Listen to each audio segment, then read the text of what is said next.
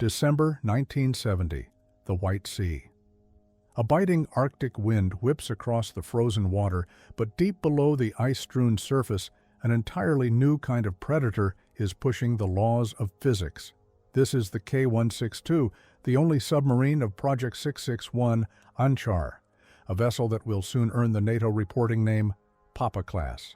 To the Soviet engineers and naval commanders watching from the control room, she is the physical embodiment of their maritime doctrine, a triumphant vindication of their entire approach to undersea warfare. The order is given.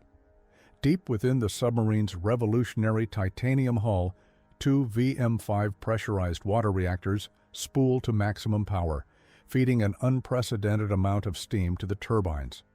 The twin screws begin to churn the frigid water with furious intensity. The speed indicator climbs, 35 knots, 40. Then, during these trials, it pushes past a speed no submarine in history has ever officially achieved. The dials register a staggering 44.7 knots, over 51 miles per hour. A submerged vessel, about 350 feet long, is moving faster than most surface warships. In the Kremlin and in the headquarters of the Soviet Northern Fleet, the data is received with immense satisfaction. To Admiral of the Fleet, Sergei Gorshkov, the architect of the modern Soviet Navy, this is the future. Soviet submarine design philosophy was built on a trinity of virtues: speed, depth, and power. Speed, they argued, was life, at least in theory. A submarine that could outrun any pursuing torpedo was, in their minds, nearly invincible. Depth was a shield. A submarine that could dive deeper than any enemy vessel could detect or attack, like the later Project 685 Plavnik, the Mike-class K-278, which in 1984 would reach operational depths of over 3,300 feet, was untouchable. And power, manifested in potent nuclear reactors and an arsenal of powerful anti-ship and nuclear-tipped cruise missiles, meant that any Soviet submarine was a deadly ambush predator. Their intelligence on American designs seemed to confirm their superiority. U.S. submarines were slower. They couldn't dive as deep. Their hulls were made of steel, not exotic titanium. The Soviets saw this not as a different strategic choice, a different trade space prioritizing other virtues, but as a clear technological failing. They were building the thoroughbred racehorses of the deep, while the Americans, it seemed, were content with draft horses. The vast, dark, crushing depths of the North Atlantic were to be their hunting ground. They believed their fleet of ballistic missile submarines, their SSBNs, could slip out from Murmansk, vanish into the deep Sound Channel, and hold America's cities hostage, guaranteeing the final victory of communism should the Cold War ever turn hot. Their confidence was absolute. But this confidence, this entire strategic foundation, was built on a catastrophic misunderstanding of the battlefield. The Soviets treated the ocean like a vast, empty wilderness where a predator's success was determined by its speed and strength. They failed to grasp that the Americans had transformed that wilderness into a listening room, a transparent arena where the loudest sound was not a sign of strength, but a death sentence. While Soviet shipyards were forging titanium hulls and building monstrously powerful reactors, a quieter revolution was taking place in the soundproofed laboratories of the U.S. Navy and the hushed design offices of Electric Boat and Newport News Shipbuilding. American engineers and naval strategists, under the unforgiving eye of Admiral Hyman G. Rickover, obsessed over a single, all-important variable: noise, not speed, not test depth, but the acoustic signature. The question that drove them wasn't, how fast can we make it go, but how close can it get to the enemy before it's heard? The Soviets believed their nuclear submarines were the perfect ambush predators. They were about to receive a shocking, silent lesson that they were, in fact, the most hunted creatures in the sea. Their thunderous fleet, the pride of the Red Banner Navy, was being stalked by a ghost, an American silent service that had become so acoustically invisible it could sometimes trail a Soviet missile submarine for its entire patrol, weeks on end, remaining just a few thousand yards away, completely undetected. This is the story of the Acoustic War, a shadow conflict fought in decibels and hertz, where the ultimate weapon wasn't a torpedo or a missile, but the sound of silence itself. It is the story of how the United States Navy achieved a level of acoustic dominance so absolute that it turned the Soviets' most feared strategic deterrent into a monitored, neutralized, and ultimately helpless asset, achieving a silent checkmate deep beneath the waves. The war for the ocean's silence began not with a bang, but with a ping. In the earliest days of submarine warfare, the primary tool was active sonar, sending out a pulse of sound and listening for its echo. But active sonar is a double-edged sword. The hunter's ping instantly reveals his own position, like shouting in a dark forest. The true art lay in passive sonar, just listening. And in the 1950s, the United States began listening on a scale the world had never seen before. It was a colossal undertaking, a secret shield laid down on the ocean floor. Its unclassified cover name was Project Caesar. The world would come to know it as the Sound Surveillance System, or SOSUS. Stretching from the coast of Greenland to Iceland and across to the United Kingdom lies a series of strategic choke points known as the Guyuk Gap. For the Soviet Northern Fleet, this was the gateway to the Atlantic, the breakout point for their ballistic missile submarines to reach their launch stations off the American coast. And it was here, across the Guyuk choke points, that the U.S. Navy laid a network of fixed undersea hydrophone arrays, an acoustic tripwire of continental scale. Starting in the 1950s, specialized cable-laying ships like USS Neptune began spooling out thousands of miles of armored cable for bottom hydrophone arrays, positioned to exploit the ocean's deep sound SOFAR channel, typically around 2,000 to 4,000 feet down, where low-frequency sound can propagate for hundreds, even thousands of miles with minimal loss. The Soviets, with their powerful and noisy reactors, were essentially shouting into a global megaphone without even knowing it. The data from these undersea listening posts was piped back to shore stations called naval facilities, NAVFACS, from Nova Scotia and Newfoundland down to Barbados. Inside these heavily guarded windowless buildings, analysts reading LOFAR-grams learned to pick out machinery tones, pump harmonics, turbine whine, propeller blade rate, and build signature libraries for each Soviet class. They could distinguish a Victor-class attack sub from a Yankee-class boomer with chilling precision. The data from these undersea listening posts was piped back to shore stations called naval facilities, NAVFACS, from Nova Scotia and Newfoundland down to Barbados. Inside these heavily guarded windowless buildings, analysts reading LOFAR-grams learned to pick out machinery tones, pump harmonics, turbine whine, propeller blade rate, and build signature libraries for each Soviet class. They could distinguish a Victor-class attack sub from a Yankee-class boomer with chilling precision. The Soviet Navy's entire strategic deterrence was predicated on the idea of slipping out of Murmansk and vanishing into the vastness of the Atlantic. They had no idea that their concept of stealth was a dangerous illusion. Once a submarine entered SOSUS coverage, especially near the Guyuk Gap, it could often be detected and classified quickly, then handed off to long-range patrol aircraft or U.S. attack submarines for localization and trailing. The ocean was no longer a place to hide. For the noisy Soviet fleet, it had become a sheet of glass. A now famous early success illustrates the system's incredible reach. On July 6, 1962, NaviFac Barbados recognized and reported a Soviet nuclear submarine west of Norway as it entered the Atlantic through the Guyuk Gap, a detection made thousands of miles away from the Caribbean shore station. The system worked beyond its designer's most optimistic projections.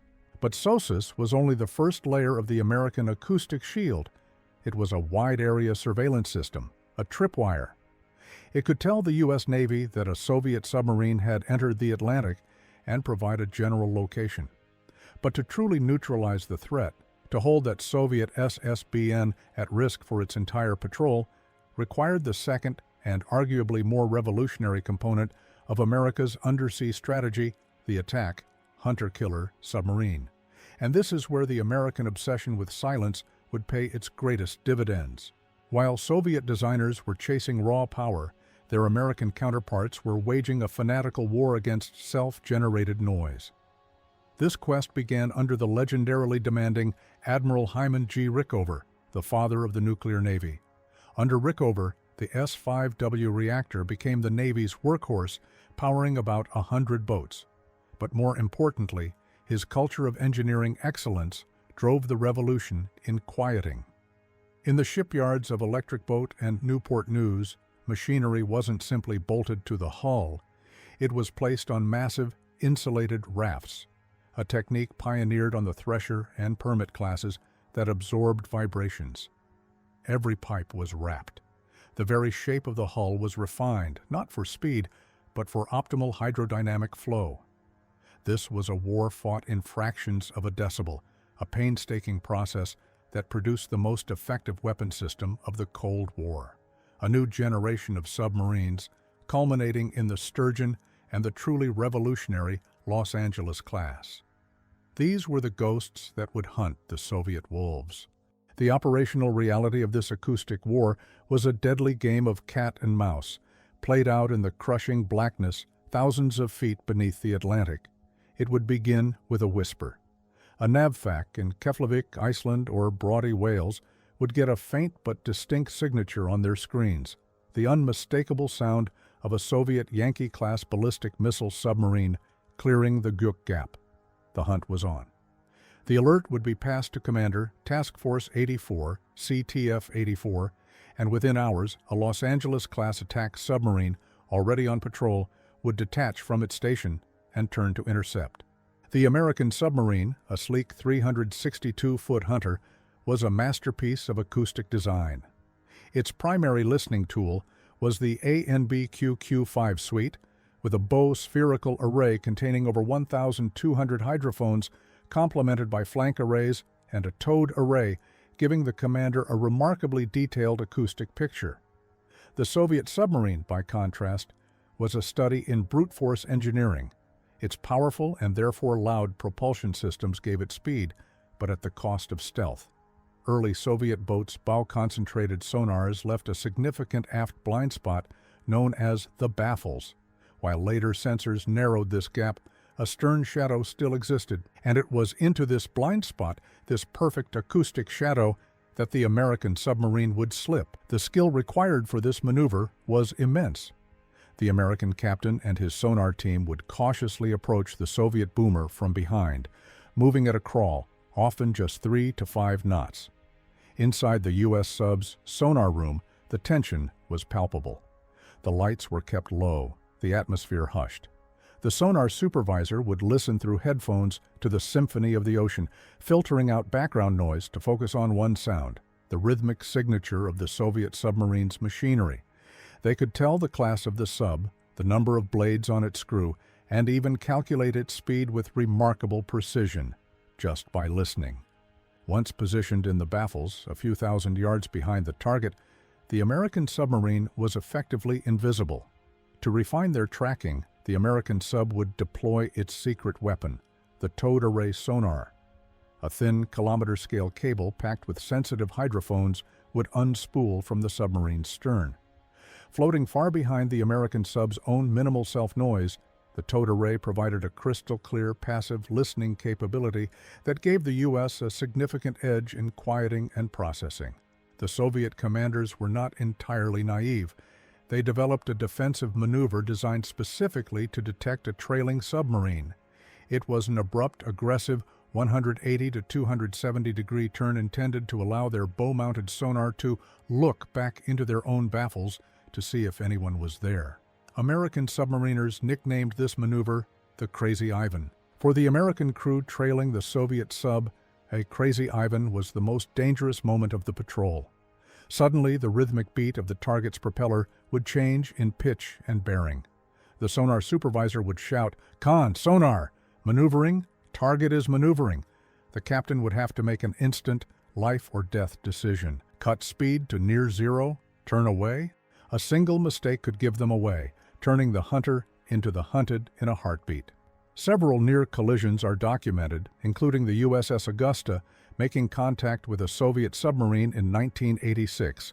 a stark reminder of the razor-thin margins in this underwater duel. But more often than not, the American submarine's superior quietness and the crew's relentless training prevailed. They would evade the Crazy Ivan, and once the Soviet submarine resumed its course, slip silently back into its baffles. For the rest of the patrol, often for weeks, and in some documented cases like the USS Batfish, for up to 50 days, the American attack submarine would remain tethered to its prey. Every move the Soviet boomer made was noted. Its patrol area was mapped. At any moment, the American captain could have launched a spread of Mark 48 torpedoes and sent the Soviet vessel to the bottom. The ultimate strategic weapon of the Soviet Union was not an independent, stealthy threat. It was a dead man walking, its every move shadowed by its executioner. For decades, this silent superiority was one of the Cold War's most closely guarded secrets. The entire Integrated Undersea Surveillance System, or IUSS, remained classified until 1991. Within the Kremlin and the Soviet Naval High Command, there were whispers and suspicions, but they badly underestimated the scale and integration of the U.S. acoustic surveillance enterprise. They were operating with a fundamental misunderstanding of the battle space, unaware of the systemic nature of their vulnerability. That was about to change, not by a technological breakthrough of their own, but by an act of staggering betrayal at the heart of the United States Navy. His name was John Anthony Walker, Jr., a U.S. Navy Chief Warrant Officer and Communications Specialist. Motivated by greed, Walker walked into the Soviet Embassy in Washington, D.C. in 1967 and offered to sell America's most sensitive secrets. For the next 18 years, Walker and his spy ring, which included his brother, his son, and a close friend, delivered a catastrophic hemorrhage of classified material to the KGB. He handed over technical manuals, operational orders, and, most devastatingly of all, the cryptographic keys for U.S. naval communications. U.S. assessments later concluded that Walker's material enabled the KGB to decipher over 1 million U.S. Navy messages. For the Soviet Navy, the intelligence was a revelation and a horror. They learned from decrypted U.S. communications and other compromises how the United States fused fixed undersea arrays, mobile sensors, maritime patrol aircraft, and hunter-killer submarines into a multi-layered tracking system. They were handed a window into the American playbook for anti-submarine warfare. The psychological impact on the Soviet submarine force was profound. A culture of supreme confidence was replaced by one of deep-seated paranoia. The Crazy Ivan, once a precautionary measure, became a frantic, obsessive ritual. Soviet submariners, who had once seen themselves as the apex predators of the deep, now understood they were the quarry. The intelligence kicked off a desperate top-priority Soviet effort to close the acoustic gap. The first step was espionage. The KGB's Directorate T, responsible for scientific and technical intelligence, was tasked with stealing American quieting technology. The most famous success of this effort was the acquisition of advanced propeller milling technology from the Japanese company Toshiba and the Norwegian firm Kongsberg, which allowed the Soviets to manufacture much quieter, more complex skewed propellers. The second step was a massive investment in their own submarine design. Soviet engineers produced their masterpiece, Project 971 Shchuka B, known to NATO as the Akula class. First launched in 1984, the Akula was a shock to the West. It incorporated advanced sound dampening techniques, including extensive anechoic tiling, rafted machinery, and the reported use of retractable limber hole covers to reduce flow noise. The acoustic gap, once a chasm, was beginning to narrow. But the most significant Soviet response was a fundamental shift in their entire naval strategy. Recognizing that they could no longer guarantee the safety of their ballistic missile submarines in the open Atlantic, they adopted a bastion doctrine. Instead of sending their SSBNs out past the Guyuk Gap, they would keep their most valuable strategic assets close to home, in heavily protected areas of the Barents Sea and the Sea of Okhotsk. These bastions would be saturated with Soviet surface warships and aircraft, creating a layered defense designed to keep American hunter-killers out. It was a tacit admission of defeat. They were conceding the vast battleground of the Atlantic to the U.S. Navy's silent service, pulling their most critical assets back into a defensive crouch. The ambush predator, having learned it was being stalked by a ghost, had retreated to its lair, and in doing so, had surrendered the hunt. The strategic landscape of the Cold War had been fundamentally altered, not by a treaty or a battle, but by a quiet, unseen, technological dominance. The Soviet bastion strategy was the ultimate admission of this reality. They concentrated their SSBNs in defended bastions, effectively ceding open ocean SSBN patrols, and in doing so, surrendered the core mission their fleet was designed for. While their attack submarines still ranged widely, their most valuable strategic assets, the missile boats, were now confined to their own backyard, guarded like crown jewels that were too fragile to be taken outside. The strategic landscape of the Cold War had been fundamentally altered, not by a treaty or a battle, but by a quiet, unseen, technological dominance. The Soviet bastion strategy was the ultimate admission of this reality. They concentrated their SSBNs in defended bastions, effectively ceding open ocean SSBN patrols, and in doing so, surrendered the core mission their fleet was designed for. While their attack submarines still ranged widely, their most valuable strategic assets, the missile boats, were now confined to their own backyard, guarded like crown jewels that were too fragile to be taken outside. The entire conflict beneath the waves was a clash of competing philosophies. The Soviets, driven by a system that prized grand, state-led projects and record-breaking statistics, built submarines that were objectively impressive on paper. They were faster, they could dive deeper, and their titanium hulls were a marvel of metallurgy. They built what they believed was a superior weapon. The Americans, driven by a culture of pragmatic engineering and a deep understanding of the operational environment, didn't try to build a better weapon. They tried to build a better hunter. They understood that the ocean doesn't reward the loudest or the fastest, it rewards the stealthiest. The war for the deep was not a race, it was a test of invisibility. This advantage was not accidental. It was the result of decades of sustained, fanatical focus. It was the fruit of thousands of engineers obsessing over the noise signature of a single water pump. It was the product of sonar technicians spending countless hours learning to distinguish the acoustic fingerprint of a Victor-class submarine from that of a blue whale. It was a victory of patience, subtlety, and a mastery of the physical environment over brute force. After the Cold War, declassifications and cross-Navy contacts made the acoustic disparity clearer in public. Western analyses showed the U.S. had enjoyed a substantial quieting advantage for decades. While earlier Soviet boats were markedly louder, the gap did narrow. Late Soviet designs, especially the Akula class beginning in 1984, were a shock to the West, incorporating significant quieting measures. Some Akula variants were assessed as approaching early improved Los Angeles-class quieting at low speeds, but overall, the U.S. Navy's boats retained the vital edge in both quieting and sonar processing.